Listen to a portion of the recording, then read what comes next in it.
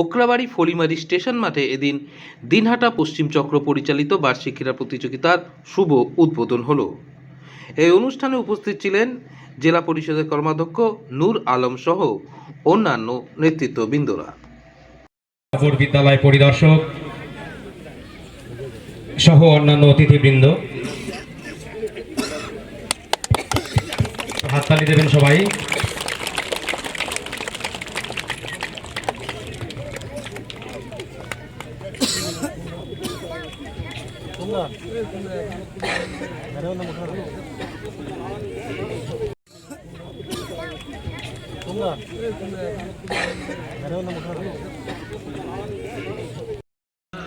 শুভ সূচনা প্রদীপ প্রজ্বলনের মাধ্যমে করলাম।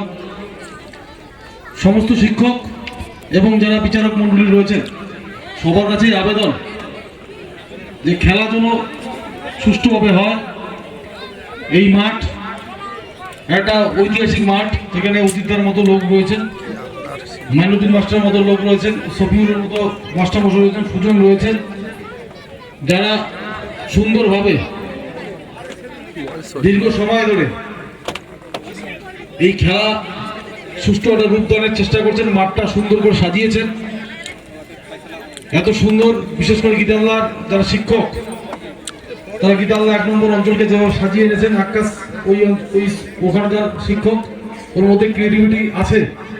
বাকি যারা শিক্ষক তাদেরকেও ধন্যবাদ জানাচ্ছি। গীতাল্লার 1 নম্বরের, 2 নম্বরে আকাশ ওর স্কুলে সুন্দর সাজিয়েছে। একের যারা শিক্ষক রয়েছেন তাদের